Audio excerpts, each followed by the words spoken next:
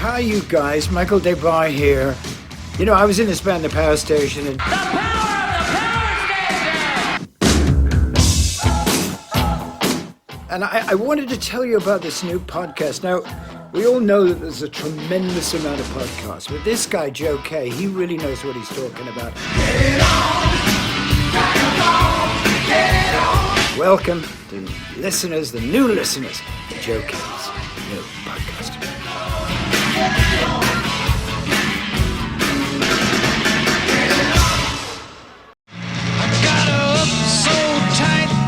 Couldn't unwind. I saw so much, I broke my mind. I just dropped in to see what condition my condition was in. That is an iconic psychedelic rock hit from Kenny Rogers. Just dropped in to see what my condition was in. Many of you might recognize that from the film The Big Lebowski. I'm playing that today because the day I record this episode is the day that Kenny Rogers sadly passed away. Although he's not really a classic rock guy, I feel it's important to acknowledge legends when they pass and to celebrate their music just like we would when our rock and roll stars pass away. Kenny Rogers, he started his career in a very different place than he found most of his commercial success in. So I would really recommend you check out that song, Just Dropped In to see what my condition was in, and the era of music that he produced that it came from.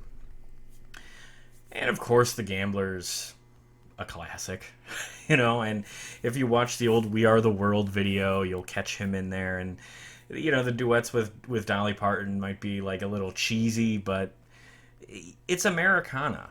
He's classic Americana. You know, when I was in high school and college, I never would have acknowledged liking Kenny Rogers or Dolly Parton because it's dorky old people country music. But since I've become much more of a music fan and I've explored, even lightly, both of their catalogs, I just have a tremendous amount of respect for the work and the talent, and I gotta say I'm saddened by today's news. I don't know a lot about Kenny's music, but the little bit that I do know, I definitely have a soft spot for. So raise a glass for Kenny Rogers, and if you can't get into his music, if he just turns you off, then let me direct you to a different place to have some fun. Go on YouTube and look up old MadTV clips of Will Sasso playing Kenny Rogers. They are absolutely hilarious in that off-the-wall MadTV style. Hi, I'm Kenny Rogers. You got no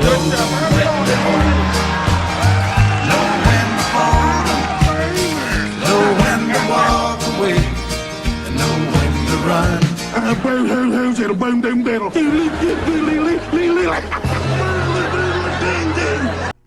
Those are the clips that I remember from high school. Will Sasso's impression was always funny, and it's so if you don't want to listen to any of his music today, watch one of those clips. You know, let's just celebrate the guy one way or another. So the last thing I'll say about Kenny Rogers is I missed it, and I should have went, I guess, but he did a farewell tour from 2015 to 2017. He had some 2018 dates, but those had to be canceled for health reasons. He came through Wisconsin a couple of times, and I should have made the effort to see him. His final concert was in Nashville on October 25th, 2017 at the Bridgestone Arena, where he was joined by a number of guest stars, including a very special appearance by Dolly Parton, who joined him on duets You Can't Make Old Friends and, of course, Islands in the Stream. So, for whatever it's worth, he, as far as his music career had gone, he had some really nice closure. He had completed the farewell tour. He had said goodbye to his fans in the way that I think most artists would like to.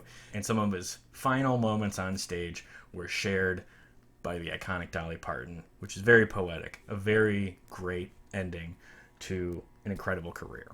8 miles out of Memphis and I got no Well, 8 miles straight up downtown somewhere.